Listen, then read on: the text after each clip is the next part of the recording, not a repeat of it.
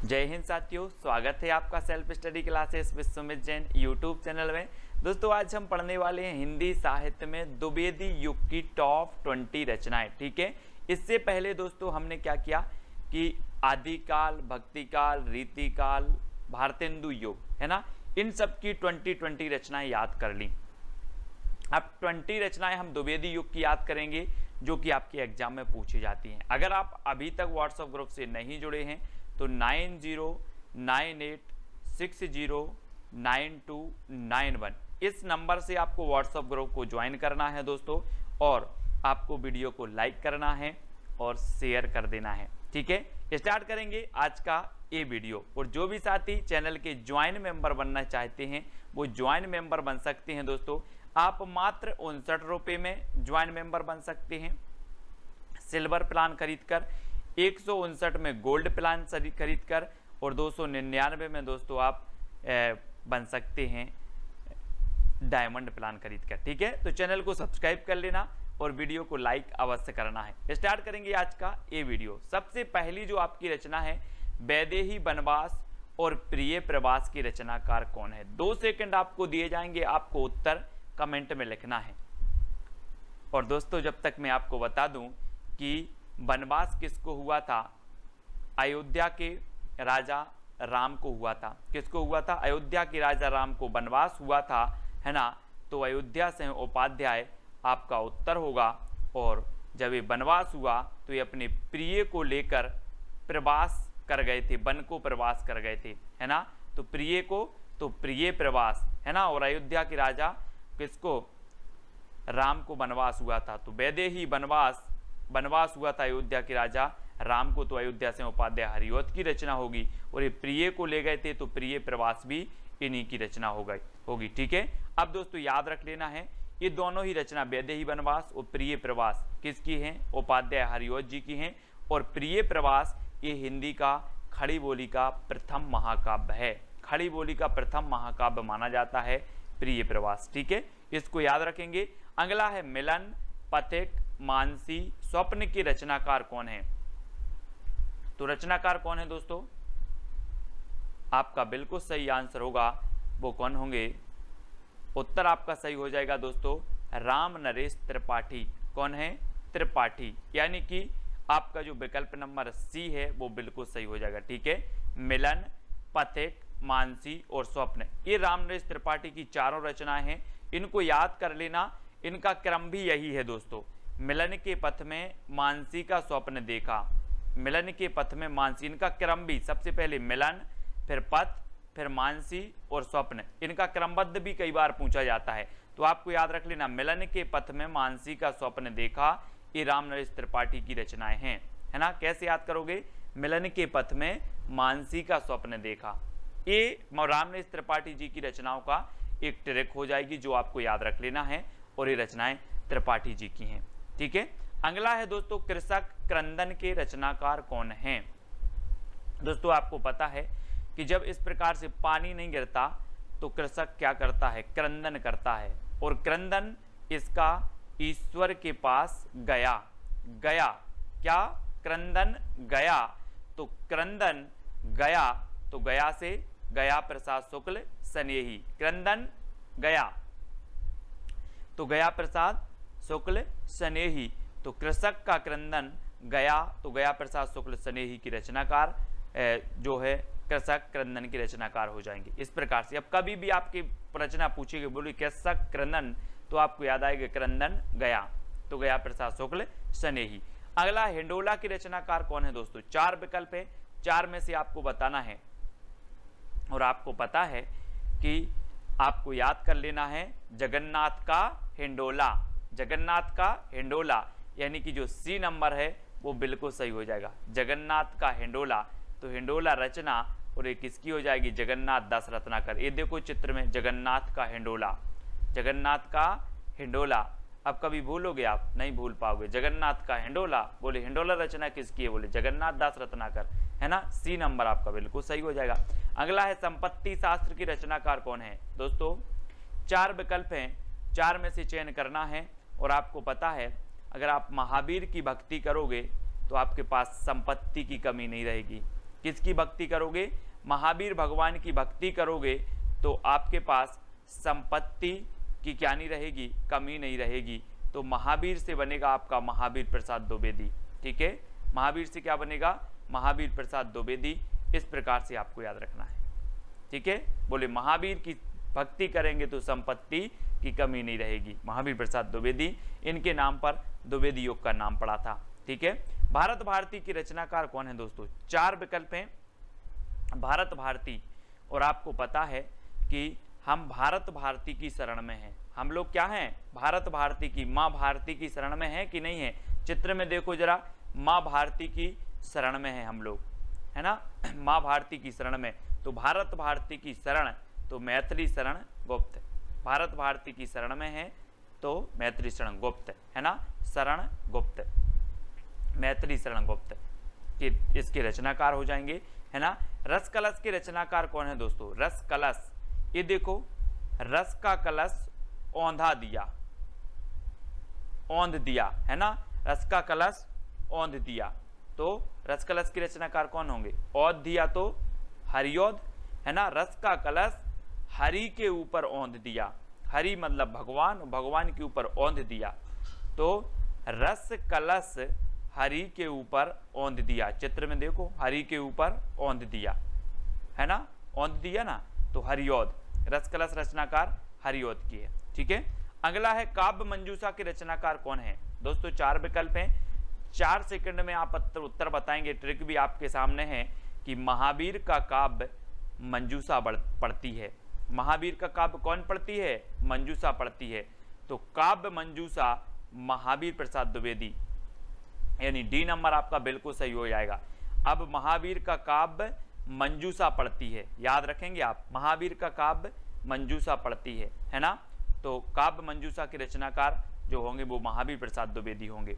अगला है दोस्तों रंग में भंग के रचनाकार कौन है? रंग में भंग, दोस्तों आप रंग बना रहे थे और मैंने मेथी डाल दी, मेथी डाल दी, तो आप बोलोगे यार रंग में भंग कर दिया आपने, रंग में भंग कर दिया, क्या डाल दी? मेथी डाल दी, तो रंग में भंग कर दिया। तो रंग भंग के रचनाकार कौन होंगे?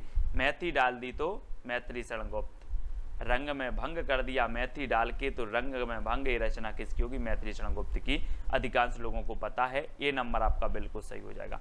ठीक है, अगला है शंकर सरोज और शंकर सर्वस्व के रचनाकार कौन है? अब दोस्तों यहाँ पर शंकर आ रहा है, यहाँ पर भी शंकर आ रहा है, तो उत्तर में भी शंकर आएगा। नाथूराम शर्मा शंकर, शंकर सरोज और शंकर सर्वस्व के रचनाकार कौन है? नाथूराम शर्मा शंकर हैं, यानी यह नंबर आपका बिल्कुल सही हो जाएगा। ठीक है, अगला है राम रावण विरोध की रचनाकार कौन है? दोस्तों राम और रावण का क्या है? एक दूसरे से विरोध चलता था और राम और रावण के विरोध में कोई राय नहीं देना, है ना। मैंने कहा राम और रावण के विरोध में राय नहीं देना, कुछ लोग बोले सर राय देवी, अपन तो राय देवी, तो राय देवी, राम रावण के विरोध में अपन तो राय देवी, तो राय देवी प्रसाद पूर्ण, राम रावण के विरोध में राय देवी, तो राय देवी प्रसाद पूर्ण। ठीक है, ठीक है, राम रावण के विरोध में राय देवी, तो राय देवी प्रसाद पूर्ण, सा नंबर इसका सही हो जाएगा। ठीक है, प्रवासी के रचनाकार कौन है? 4 विकल्प हैं दोस्तों। आपको पता है प्रवासी मतलब क्या होता है?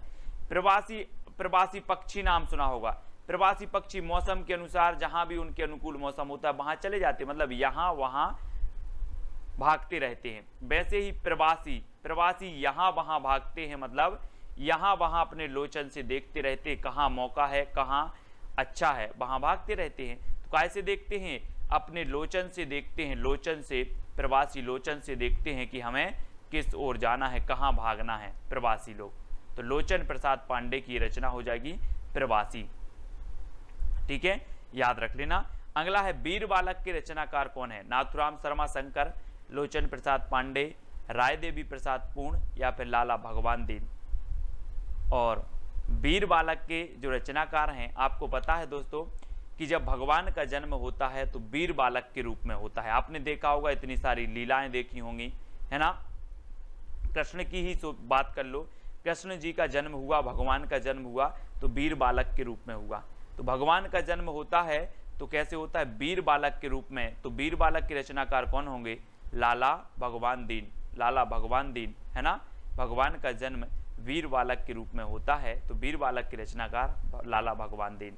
ठीक है, अगला है दोस्तों रामचरित चिंतामणि की रचनाकार कौन है, और 4 विकल्प हैं, रामचरितोपाध्याय, लोचन प्रसाद पांडे, राय देवी प्रसाद पूर्ण या फिर लाला भगवान दीन।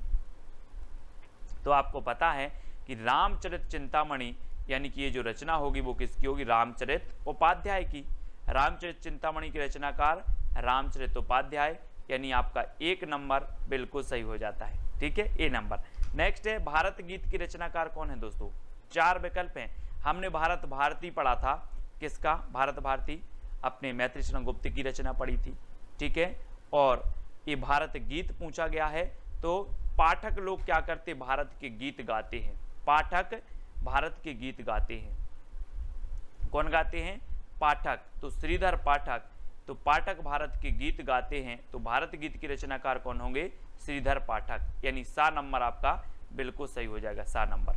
ठीक है, अगला है आवाहन के रचनाकार कौन है दोस्तों, आहान जिसे बोलते हो आप, आहान के रचनाकार कौन है, तो वो है बालकृष्ण शर्मा नवीन, है ना। और दोस्तों आज कृष्ण जन्माष्टमी भी है, तो हम कृष्ण का क्या करते हैं, आवाहन करते हैं, कृष्ण जी आओ मेरे मन मंदिर में विराजमान हो जाओ, है ना। इस प्रकार से क्या करते, आवाहन करते हैं, कृष्ण जी आओ और मेरे मन मंदिर में विराजमान हो जाओ।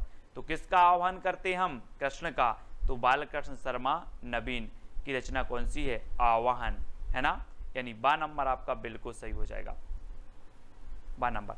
नेक्स्ट है यशोधरा और साकेत की रचनाकार कौन है, 4 विकल्प हैं और 4 में से चयन करना है, और रामचरित उपाध्याय, बालकृष्ण शर्मा नवीन, मैत्री शरण गुप्त, लाला भगवान दीन। तो आपका बिल्कुल सही आंसर होगा दोस्तों कि यशोधरा और साकेत ने मैथ ली, है ना। जब 10वीं पास हो जाती है उसके बाद सब्जेक्ट लेना पड़ता है इस प्रकार से, तो यशोधरा और साकेत ने क्या ली, मैथ ली।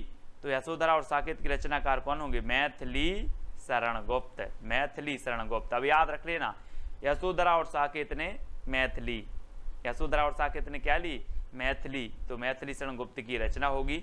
एक खंड काव्य है यशोधरा और ये साकेत महाकाव्य है, इसमें 12 सर्ग हैं, है ना, याद रखना। और 12वें सर्ग में उर्मिला और लक्ष्मण का मिलन भी है।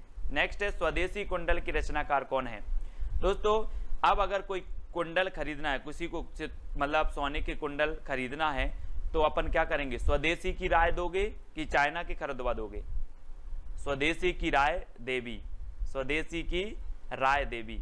बोले सर अपन तो स्वदेशी की राय देवी, है ना, स्वदेशी की राय देवी, तो स्वदेशी कुंडल राय देवी, राय देवी प्रसाद पूर्ण, स्वदेशी की राय देवी, काई की राय देवी, स्वदेशी की। तो 7 नंबर आपका बिल्कुल स्वदेशी कुंडल के रचनाकार कौन हो जाएंगे, राय देवी प्रसाद पूर्ण।